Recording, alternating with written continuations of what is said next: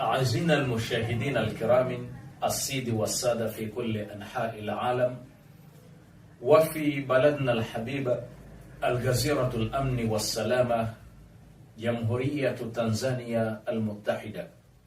أهلا وسهلا ومرحبا بكم.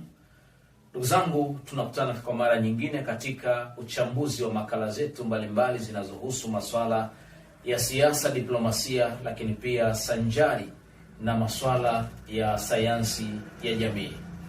Lengo, madhumuni na shabaha ni kukujuza yale ambayo yanayoendelea katika ulimwengu huu, sawasawa iwe katika nyanja za siasa, nyanja za diplomasia, lakini pia nyanja zinazohusu masuala mbalimbali ya sayansi yetu ya jamii. Ndugu zangu, kama ilivyo kawaida yetu ni kwamba kwa mara nyingi sana tumekuwa tukizungumzia mizozo ya Mashariki ya Kati ambayo inatokana na vita vinavyoendelea sasa kati ya Marekani na Israel dhidi ya taifa la Jamhuri ya Kiislamu ya Iran. Vita ambavyo vimehama kutoka katika upande wa makombora wa kubadilishana makombora, lakini pia mashambulizi ya ndege na matumizi ya silaha, na kuingia katika upande wa lango la Hormuz sanjari na masuala yanayohusu diplomasia. Namna gani wanatakiwa kumaliza mzozo huu katika njia ambayo ni ya salama na amani, hatua ambazo zimepelekea kuisimamisha vita iliyopiganwa kwa muda wa siku 38, kusimamisha mashambulizi kutoka katika pande zote mbili yaliyoendelea kwa muda wa siku 38 takriban. Sasa leo kuna habari nyeti sana ambazo tunapaswa kujuzana kama kawaida yetu, na tunapaswa kuelezana ili kuzinduka, lakini pia kujiandaa kifikra namna gani tunaweza kuja kuondoa matatizo hayo au kuyaweka kinga, au namna gani tunaweza kujiandaa kisaikolojia kuyapokea matatizo hayo. Ikumbuke kwamba ulimwengu umekabiliwa na ongezeko kubwa la watu, lakini wakati huo wako watu ambao wanaona ongezeko hilo halistahiki duniani. Kwa muda mrefu sana hawa wamekuwa wakifanya jitihada za aina mbalimbali kuhakikisha kwamba wanatumia mbinu za kisaikolojia, mbinu za kibiolojia kuanzisha maradhi ya aina mbalimbali na magonjwa ya milipuko kwa lengo na shabaha kwa ajili ya kupunguza idadi ya watu, lakini pia kuuza dawa ambazo wao wamezitengeneza maabara sanjari na kutengeneza magonjwa kwa kupitia maabara zao. Sasa leo tuna historia kubwa sana huko nyuma kwamba kuna magonjwa mengi sana ambayo yaliwahi kutokea, ikiwemo magonjwa haya ya virusi vya ukimwi ambavyo vilivyotengenezwa na mmoja kati ya masayansisti wakubwa duniani na katika ulimwengu wa tiba ambaye anaitwa Robert Gallo. Huyu Robert Gallo mpaka sasa yupo na asili yake ni ya Kiyahudi. Lakini pia baada ya hapo yakaja magonjwa mengine mengi, ikiwemo magonjwa ya mafua ya nguruwe, lakini pia mafua ya ndege, yakaja ugonjwa wa Ebola, na hatimaye ukaja ugonjwa wa COVID-19, virusi vya corona. Na sasa tunabashiriwa upya na Bill Gates ambaye huko mwanzo aliwahi kubashiri kutokea kwa ugonjwa mpya wa corona, na sasa amezungumza wazi kama tutakavyokuja kuona huko mbele katika maelezo yao kwamba ulimwengu ujiandae kupokea mlipuko mwingine wa gonjwa jipya, gonjwa ambalo ni hatari zaidi ya gonjwa la corona ambalo liliua na kupoteza mamilioni ya watu duniani. Sasa ukirejea katika ugonjwa wa virusi vya ukimwi, virusi hivi vya ukimwi HIV ni moja kati ya virusi ambavyo vilivyotengenezwa maabara kwa kupitia mtaalamu huyu anaitwa Robert Gallo. Lakini ilikuwaje? Robert Gallo kwanza lazima ifahamike kwamba ni Myahudi. Robert Gallo alitumia nafasi yake ya kushawishiwa na viongozi wa Marekani, lakini pia viongozi wa Kiyahudi ambao wako chini ya mtandao wa shetani kuanzisha virusi hivi vya HIV. Lengo lake ni kwa ajili ya kupunguza idadi ya watu, na hasa katika bara la Asia, lakini pia katika bara la Afrika. Na mwisho wa siku wakawa wamefanikiwa kuunda virusi hivi ambavyo mpaka sasa vinateketeza mamilioni ya watu, lakini pia vinateketeza mamilioni ya Waafrika, lakini pia vinateketeza mamilioni ya watu wa bara la Asia, lakini pia vinateketeza baadhi ya watu kutoka katika bara la Ulaya pamoja na bara la Amerika. Hii yote ni kwa sababu vilitumika virusi hivi kama silaha ya siri ya kibiolojia kwa ajili ya kuyafanya mataifa mengine kuwa ni madhaifu na kuwa ni madhaifu kiuchumi, na hatimaye watumie pesa zao katika kununua madawa, watumie nafasi yao katika kuomba misaada kutoka katika mataifa haya ambayo ndiyo chanzo cha kuzuka kwa virusi hivi. Lakini pia baadaye yakaundwa maradhi mengine na magonjwa mengine makubwa kama vile gonjwa la Ebola. Ukienda katika miji ya Kongo, Ebola imetafuna mamilioni ya watu, lakini mpaka leo bado yanaendelea. Nini? Kwa sababu ni moja kati ya silaha za siri ambazo zinatumiwa na mataifa haya kwa ajili ya kuwadhoofisha mataifa mengine, ili sasa wao kwa kupitia misaada yao ya dawa ambazo wao wamezitengeneza kwa ajili ya kutibu magonjwa haya iwe ni mbadala wa kuchukua rasilimali kutoka katika mataifa haya. Lakini pia vile vile tukashuhudia mafua ya nguruwe, lakini pia mafua influenza al-khinziri wa influenza tuyur, mafua ya nguruwe na mafua ya ndege, ambayo pia na yenyewe yalikuwa ni sehemu ya magonjwa ya milipuko yalitumika kama silaha ya kibiolojia kuyaangamiza mataifa mengine na kuyadhoofisha mataifa mengine. Lakini baada ya hapo sasa ikaja mlipuko mwingine wa magonjwa haya ya COVID-19, magonjwa haya ya corona ambayo yalianzia nchini China. Na hii ni moja kati ya silaha za kibiolojia ambazo zilitumiwa na mataifa ya magharibi kuhakikisha kwamba wanatengeneza kirusi hichi na kukitupa katika ardhi ya China, kwa sababu China ni moja kati ya nchi ambazo zinakuwa kwa kasi kiuchumi kwenda kupindukia nchi za magharibi, na wanakwenda kushika soko la dunia. Lakini nchi ya China imekuwa ikipokea watu kutoka katika kila sehemu. Maana yake ni kwamba ilitumika silaha hii ya kibiolojia ya COVID-19 katika nchi ya China, katika eneo ambalo linapokea watu wa aina zote kutoka katika kila pande zote duniani. Kwa hiyo waathirika wakubwa walikuwa ni Waafrika, lakini pia waathirika wakubwa walikuwa ni watu kutoka katika bara la Asia. Hii yote ni kwa sababu ya kudhoofisha mataifa hayo kiuchumi, kwamba wasiweze kuendelea, na mwisho wa siku ni kwamba China iweze kushuka kiuchumi, na yule ambaye ndio superpower duniani aliyekuwa anatambulika huko kabla aendelee kusimama katika nafasi yake, ikiwemo kumiliki uchumi wa dunia. Na sasa tumepata mtandao mpya, taarifa mpya kutoka kwa Bill Gates ambaye anachukua nafasi ya pili ya utajiri duniani, lakini pia akiwa ndio mmoja kati wanasayansi wakubwa duniani ambao wanaumiliki masuala ya Microsoft.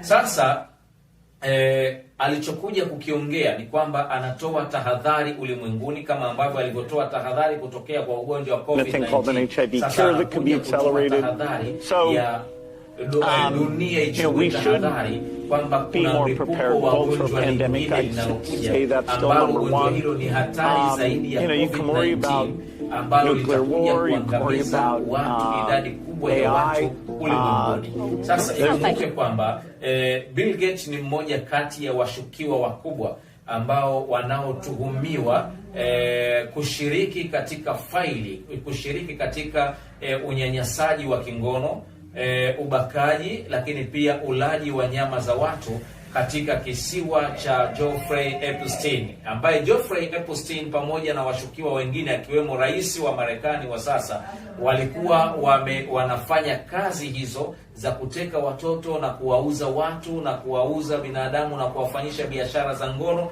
lakini pia kula nyama za binadamu katika hiki kisiwa. Lakini miongoni mwa mambo ambayo yaliyothibiti katika kisiwa hiki ni pamoja na kupanga mikakati ya namna gani ya kuhakikisha kwamba wanaitawala dunia. Lakini mwisho wa siku, moja kati ya mikakati yao hatari zaidi ni kupunguza idadi ya watu duniani. Na hii inatokana na nini? Inatokana na kwamba waanzishe magonjwa ya milipuko ambayo yatatumika kama silaha ya kibaiolojia ili kuweza kuyafanya mataifa mengine yanunue dawa kupitia mashirika makubwa ya dawa duniani. Na hili swala ni miongoni mwa masuala ambayo rais wa Libya aliyepita Muammar Gaddafi alikuja kuyazungumzia masuala haya wakati ambapo umetokea mlipuko wa maradhi ya mafua ya nguruwe.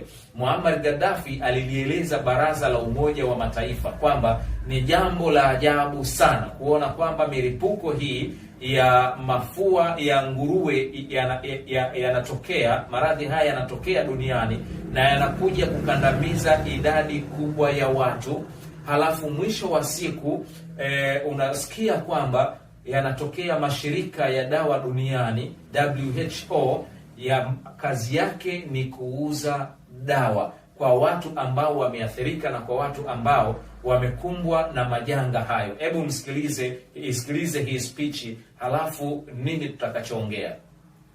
تشر زي انف العنزه بتاعت الخنازير، وان شاء الله تجي كمان انف العنزه بتاعت الاسماك في المستقبل. على اي حال لان المصانع تشتغل بتاعت المخابرات هذه. Sasa huyu ni rais wa Libya Muammar Gaddafi aliyaona hayo, akasema kwamba Umoja wa Mataifa kwa kupitia mashirika yake haya ya dawa duniani yalitakiwa yagawe dawa hizi bure. Sasa kwa wao wanatumia majanga haya kuyauzia mataifa ambayo yaliyokumbwa na madhara haya, maana yake yanaleta tafsiri mpya kuonyesha kwamba kuna jambo ambalo limejificha nyuma ya mgongo, na hii ni kuhusisha na watu wenye mtandao huo kwa ajili ya kutengeneza maradhi haya ya kibaiolojia kama silaha ya kudhoofisha mataifa mengine, lakini pia kama sehemu ya kukuza uchumi wao katika kufanya biashara za dawa. Sasa leo tuna maradhi haya ya mlipuko yanayotokana na mafua ya nguruwe, lakini pia baadaye utasikia tena yatakuja maradhi ya mlipuko yanayotokana na mafua ya samaki, na hivyo ndivyo ambavyo fil mustakbali yatatokea maradhi mengine. Na kweli alilolizungumza Muammar Gaddafi miaka hiyo kabla ya kupinduliwa, kabla ya 2011 kupinduliwa, ndiyo haya ambayo yanayoendelea. Lakini kumbe haya yote ni mipango ambayo ilikuwa inafanyika kupitia ilikuwa inafanyika kupitia kisiwa cha Geoffrey Epstein, ambayo ni miongoni mwa mambo ambayo yamegunduliwa kwamba yamo katika faili la Epstein ambalo mpaka sasa limeshikiliwa na linaendelea kutolewa taratibu. Ndugu zangu, ifahamike wazi kwamba hawa wanaotengeneza haya yote maradhi ya milipuko ni miongoni mwa majasusi wakubwa wa Israeli ambao ni Mayahudi.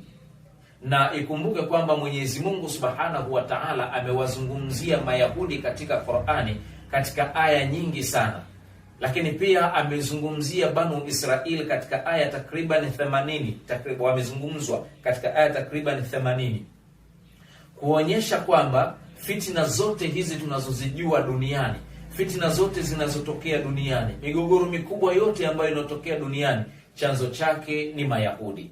Ukianzia vita ya kwanza ya dunia, chanzo chake ni Mayahudi. Vita ya pili ya dunia, chanzo chake ni Mayahudi. Mifumo ya riba duniani, chanzo chake ni Mayahudi. Maradhi yote haya makubwa ambayo unayoyajua wewe duniani, chanzo chao ni Mayahudi. Kwa hiyo hivi ndivyo ambavyo watakavyokuwa mpaka pale ambapo kitakaposimama kiyama. Ndiyo maana utaona kwamba mataifa mengi ya Ulaya yaliweza kuwakimbiza Mayahudi, wakiwemo Waingereza waliwahi kuyakimbiza Mayahudi, na Wajerumani ndio waliwachukua takriban Wayahudi milioni 6 na wakawachoma moto kipindi cha utawala wa Unazi chini ya Adolf Hitler, wakawachoma moto katika uwanja wa mpira. Lakini pia Uholanzi waliwahi kuyachukua Mayahudi na kuwakimbiza na kuwaua pamoja na kuwaondoa duniani. Lakini pia nchi nyingi, Ufaransa iliwahi kufanya hivyo, Uingereza iliwahi kufanya hivyo, Portugal iliwahi kufanya hivyo, na hii maudhui tutakuja kuiongelea kwa nini walifikia katika hatua hiyo. Lakini tunataka kuonyesha kwamba uwepo wetu katika chaneli hizi sio kwa sababu ya kuikenza nguvu dini fulani au madhehebu fulani, hapana. ni kutaka kufahamishana, kujua wapi ulimwengu umetoka na wapi unapokwenda na nini ambacho sisi tunatakiwa kufanya kwa ajili ya kutengeneza mustakabali wetu. Kwa hiyo hili ndilo ambalo linaloendelea kwa sasa duniani, kwamba siku za karibuni utakuja mlipuko wa maradhi mengine ambayo ni hatari zaidi ya maradhi ya corona, maradhi ambayo yatapoteza mamilioni ya watu kulikoni maradhi ya corona. Kwa hiyo mataifa haya makubwa, ya moja kati ya mbinu zao za kuitawala dunia ni kuyafanya mataifa mengine kuwa ni dhaifu. Namna gani tunayafanya mataifa mengine kuwa ni dhaifu? Maana yake moja kati ya njia tunazotakiwa kuzitumia ni kuhakikisha kwamba tunatengeneza silaha za kibiolojia, silaha za maangamizi ya siri dhidi ya watu wa mataifa mengine. Ikumbuke kwamba huko nyuma ulitumika ukoloni kuyatawala mataifa mengine kwa njia ya silaha. Sasa leo hakuna. Maana yake tunatengeneza sasa silaha ya siri ya kibiolojia, halafu hii silaha ndiyo itakayokuja kufanya kazi ya kuwaua wale watu. Baada ya kuwaua wale watu kwa wingi, maana yake watahitaji kutoka kwetu msaada wa dawa. Na sisi tayari wakati tunatengeneza hizi silaha za siri, wakati tunatengeneza hii milipuko ya magonjwa haya maabara, maana yake tunatengeneza na dawa zake. Halafu mwisho wa siku ni kwamba wale watahitaji kutoka kwetu dawa, maana yake watakuja kuchukua dawa kwetu kwa pesa. Maana yake uchumi wao utaendelea kuwa ni mkubwa, halafu haya mataifa mengine yaliyokumbwa na haya madhara uchumi wake utakuwa ni mdogo. Ndio maana sasa utaona kwamba Rais Donald Trump wakati ameingia madarakani alitishia kufunga baadhi ya misaada, ikiwemo misaada ya dawa kwenda katika mataifa baadhi ya mataifa ulimwenguni. Maana yake wao ndio wanamiliki siri hii ya haya magonjwa ambayo tulionayo. Ndio maana leo utaona magonjwa ya kisukari katika jamii yetu yamekuwa ni mengi, magonjwa ya moyo yamekuwa ni mengi, magonjwa ya pressure yamekuwa ni mengi, halafu magonjwa ya figo yamekuwa ni mengi. Lakini ukienda hospitali unaambiwa kabisa ili tukusafishe figo au moyo unahitaji gharama kubwa zaidi, ambapo sasa vifaa vyenyewe vya hospitali ni lazima uende ukanunue kwao, lakini pia madawa yanayotumika hospitali lazima nchi ingie gharama iende ikanunue kwao. Lakini wakati huo vyakula tunavyotumia mbolea zinazomwagiwa katika vyakula ambavyo tunavyolima sisi na kuvitumia vinatoka kwao. Lakini wakati huo bado nchi zetu zinaagiza sehemu ya chakula na mafuta kutoka kwao kuja kwetu. Maana yake kile kinachokuja sio salama zaidi, wala hakiwezi kuwa salama zaidi kwa afya zetu sisi, tofauti na kile ambacho tutakacholima sisi wenyewe. Dawa haziwezi kuwa ni salama kwetu zaidi kwa katika afya zetu, tofauti na zile dawa ambazo tutatengeneza sisi wenyewe. Ndio maana baadhi ya nchi kwa mfano leo tunazungumzia Iran, ambayo mpaka sasa inatumia dawa zake wenyewe na wanazalisha dawa zao wenyewe kwa matumizi yao wenyewe, lakini pia wanatumia chakula chao wao wenyewe. Ukienda Urusi ni hivyo, na ukienda China ni hivyo hivyo. Hii maana yake ni nini? Maana yake ni kwamba afya zao zitakuwa ni bora zaidi na wala hazitoweza kuingiziwa na kirusi. Maana yake hata ile idadi yao ya kufa kwa mwaka ni tofauti na idadi ya vifo katika nchi au katika bara la Afrika. Hii maana yake nini? Maana yake ni kwamba sisi tunatumia chakula chenye madhara zaidi, tunatumia dawa zenye madhara zaidi katika afya zetu kwa lengo tu la kuwanufaisha wao mabeberu, lakini sisi tumeacha majukumu yetu. Hatuzalishi chakula chetu wenyewe, hatuzalishi mbolea zetu wenyewe, hatuzalishi dawa zetu wenyewe. Matokeo yake ni kwamba unapata kizazi kingi na kwa asilimia kubwa wametambaliwa na maradhi haya ambayo tulionayo, maradhi ya kisukari, maradhi ya moyo, maradhi ya figo, maradhi ya ini, wahaluma garra na kuendelea. Sasa ni aibu katika zama tulizonazo kuona kwamba bara la Afrika bado linategemea chakula kutoka katika nchi za bara la Ulaya. Bara la Afrika bado linategemea dawa, yani uwezo wa kuzalisha dawa zetu kwa mujibu wa kulinda afya za wananchi wetu bado hatuna, tunategemea bara la Ulaya. Maana yake ni kwamba hatujawekeza katika upande wa afya, hatujawekeza katika upande wa uchumi vizuri, hatujawekeza katika upande wa akili zetu namna gani zinaweza kupewa nafasi ya kujikomboa. Maana yake kipaumbele chetu kwa sasa kipo katika masuala mengine ya maslahi binafsi na maisha binafsi, na tunaacha kizazi chetu kikiwa kinahangaika. Sasa miongoni pia mwa mambo ambayo yaliyoshtukiza ulimwengu ni nchi ya Uturuki chini ya Rais Recep Tayyip Erdogan wameweza kuzindua bomu la masafa marefu ICBM missiles, kombora la masafa marefu ambalo linakadiriwa kwenda umbali wa kilomita zaidi ya 6,000, lakini kwa kasi ya mara 15 ya sauti. Kasi yake ni mara 15 ya kasi ya sauti ya binadamu. Kwa nini Uturuki amezindua kombora hili? Maana yake anatuma salamu kwa Israel baada ya Israel kuwa kupitia waziri wake mkuu Benjamin Netanyahu kuzungumza katika vyombo vya habari kwamba mikakati yao ya Great Israel, kuifanya utanuzi wa Israel kwamba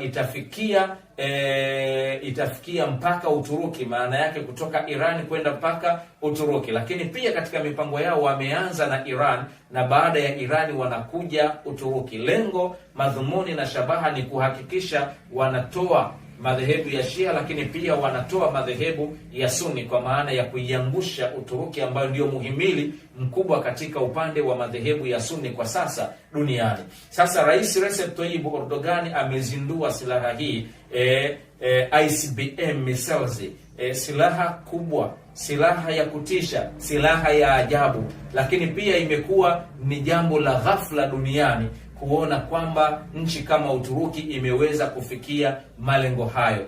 Hii yote ni kwa sababu ya kujiandaa.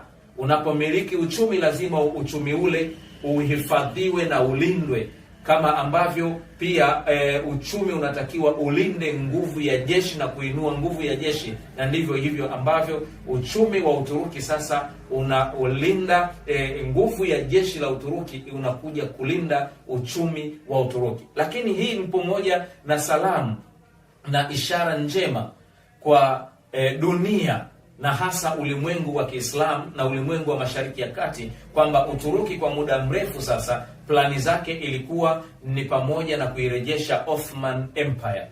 Maana yake ni kwamba hizi ni salamu zinazomfanya sasa Uturuki kurejea kuwa superpower na kujiunga na superpower wengine duniani, na kilichobakia sasa ni kukamata mpango uliobakia wa Zangezur Road, ambayo huu ni mmoja kati ya mikakati ile mitatu ambayo ndio chanzo cha vita hivi kuzuka ndani ya Mashariki ya Kati. Sehemu ya kwanza ikiwa ni Silk Road, ambayo hii inatakiwa imilikiwe na Mchina kwa kuiunganisha dunia, lakini pia Zangezur Road ambayo hii inatakiwa imilikiwe na Turki kwa ajili ya kurejesha Ottoman Empire na kumfanya Uturuki kuwa mmoja kati ya nchi za NATO ambazo zitakazoungana na nchi zingine na mataifa mengine duniani kuwa ndio superpower duniani. Lakini pia Great Israel, hii ni kuifanya Israel kuwa ndio superpower ndani ya ulimwengu wa Mashariki ya Kati. Ijapokuwa sasa mpaka sasa tunavyozungumza ni kwamba Iran ndiyo tayari amekwisha kuwa superpower ndani ya Mashariki ya Kati, na ule mpango uliokuwa unafanywa na nchi za magharibi akiwemo Marekani kumfanya Israel kuwa ndiyo dalali au kiunganishi cha masuala ya uchumi wa Mashariki ya Kati pamoja na nchi za Ulaya. Maana yake mpango ule umefutika, na sasa Irani ndiyo amebakia kuwa superpower in the Middle East. Ndugu zangu, tuna mafunzo makubwa sana ya kujifunza, hasa sisi viongozi wa nchi za bara la Afrika. Tazama Uturuki anachokifanya katika ulimwengu wa leo, namna gani anavyokuza uchumi wake, namna gani anavyoshindana na mataifa mengine, lakini namna gani anavyoenda kutengeneza nguvu ya jeshi lake kuhakikisha kwamba katika mantika ya Mashariki ya Kati, lakini pia kupitia umoja wa nchi za NATO anakuja kutengeneza nguvu ya ajabu, na yeye anatumia mwanya huo wa kuja kurejea katika mfumo wa superpower in the world. Ya kusemwa ni mengi, habari ni nyingi, lakini kazi yetu ni kupembua habari gani ambazo ni nzuri na sahihi tunazoweza kuzitumia ili pia kutufungua ubongo wetu na kuweza kuleta manufaa katika taifa letu na katika jamii yetu na kukuza uelewa wetu. Ndugu zangu, usisahau kubonyeza alama ya subscribe, kushare pamoja na kulike, lakini pia usisahau kucomment. Hii itakufanya kuwa wa kwanza kupata makala zetu mbalimbali, yani zinazohusu uchambuzi wa masuala ya kisiasa, diplomasia na masuala mbalimbali ya sayansi ya jamii.